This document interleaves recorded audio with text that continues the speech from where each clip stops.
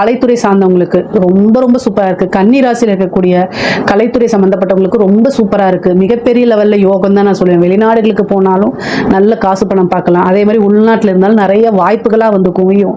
மக்கள் கிட்ட போய் சேர்றது, அதே மாதிரி பாராட்டுகள், விருதுகள், நல்ல லாபம், தொட்டதெல்லாமே காசு அப்படின்னா கலைத்துறையில் இருக்கவங்களுக்கு நல்ல அமைப்புகள் இருக்குது. சரிங்க. அரசியல்வாதிகளுக்கு நல்லா இருக்குது. கன்னிராசியில் இருக்கக்கூடியவங்க நிறுத்தி நிதானமாக முடிவெடுக்கணும். கிரக சூழ்நிலைகள் நல்ல அமைப்பு, மக்களுடைய ஆதரவுகள் கிடைக்கும். அதே நேரத்தில் நல்ல பரிகாரங்களும் பண்ணிக்கோங்க. சனியோட இது வந்து பொதுமக்களுடைய ஆதரவுகள் கிடைக்கும். ஆனால் 3 குடைவரும் 8 குடைவர் அஷ்டமாதிபதியும் 5ல் இருக்காரு செவ்வாய். அப்போ மீடியாவில் உங்களை பற்றி தவறான நியூஸ், சோஷியல் மீடியாவில் எல்லாமே ஸ்ப்ரெட் ஆகிறது. அப்போது அது உங்களுக்கு அப்படியே ஆப்போசிட்டாக வேலை செய்யும். ஸோ கன்னிராசியில் இருக்கக்கூடிய அரசியல்வாதிங்க கட்டாயம் பரிகாரம் பண்ணிக்கோங்க. என்னென்ன இது அப்படிங்கிறத உங்களுக்கு இருந்துச்சுன்னா கமெண்ட்ஸில் கேளுங்க, நான் ஆன்சர் பண்ணுறேன். ஆனால் கட்டாயம் பரிகாரம் பண்ணால் ஜெயிச்சிட முடியும். கைக்கு வர பக்கத்தில் இருந்து அப்படியே நழுவி போயிடும். அதனால் கன்னிராசியில் இருக்கக்கூடிய அரசியல்வாதிகள் ரொம்ப ரொம்ப கவனமாக இருந்துக்கோங்க.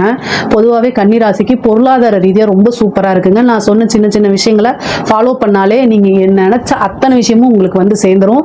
எல்லா விஷயங்களும் அடைய முடியும். இதில் ஏதாவது சந்தேகங்கள் இருக்குது அப்படின்னா கமெண்ட்ஸில் கேளுங்க, கட்டாயம் நான் ஆன்சர் பண்ணுறேன். நம்மளுடைய சேனலை லைக் பண்ணுங்கள், ஷேர் பண்ணுங்கள், சப்ஸ்கிரைப் பண்ணுங்கள். நன்றி, வணக்கம்.